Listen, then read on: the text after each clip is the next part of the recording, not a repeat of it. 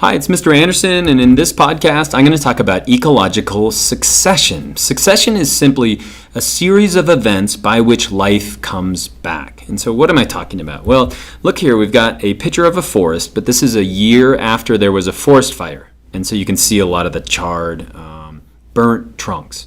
And so basically, a photographer came here, and he came here once a year to the same place and took pictures. And so this would be year 1, this would be year 2, this would be year 3, year 4, and year 5.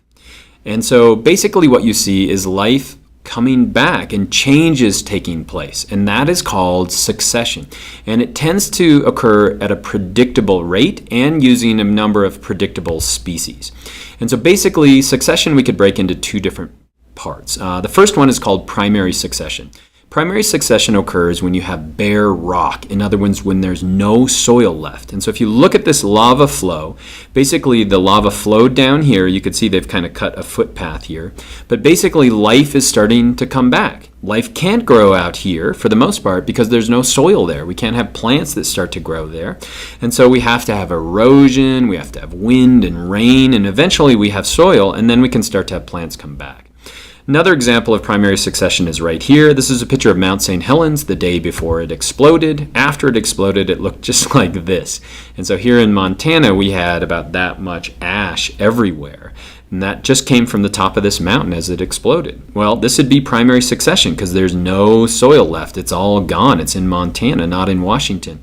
And so basically life has to reestablish itself. And so this is a picture of Mount St. Helens now, a few years ago. And so this is on this on this rim up here. And so basically what's had to happen, a series of events by which life has come back. Now if you compare this to that Estonian forest, you can see that it's coming back slower. And that's because we had to go all the way down to the rock.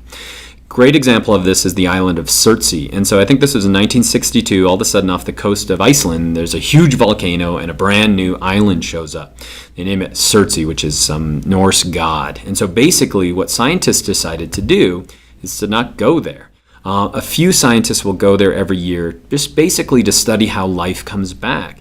And so you can see all this vegetation on this island, and there's been weathering going on. You would just think this is just a regular island, and it's really not that old.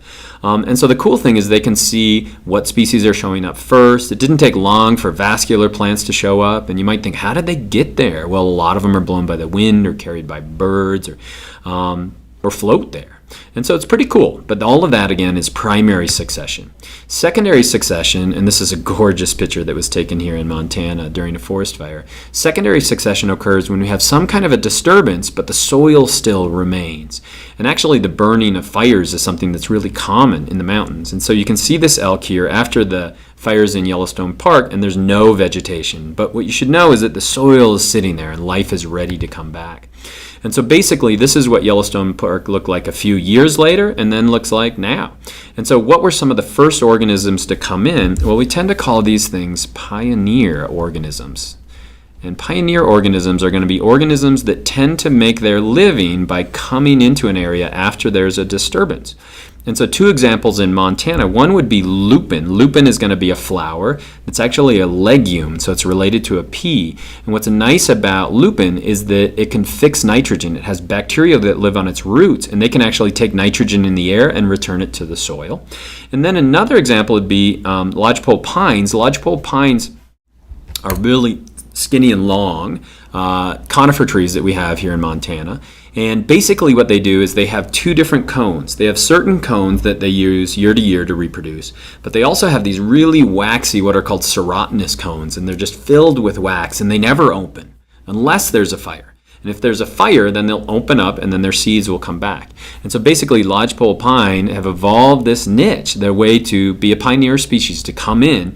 Now eventually as that forest starts to develop, it's going to be replaced by more climax species. And so that's another term that I just threw in there. That's called the climax. Climax is basically what's going to happen after succession. So on this side we'll have a disturbance. So we're going to have a disturbance on this side. So what are some disturbances? We could have fire or human disturbances or like a tsunami. A really cool disturbance is after Chernobyl, the meltdown there, all humans had to leave, and so it's a wild kind of a land. But basically life can come back. And how does it come back? Well, let's look at this chart, which is great. So if we look at bare rock's going to be the first thing that you have, and the amount of bare rock is going to drop off as vegetation, of course, starts to come in. What's next? Well, then we're going to have mosses and grasses come. Why don't they come right away? Well, lots of times there's no soil there.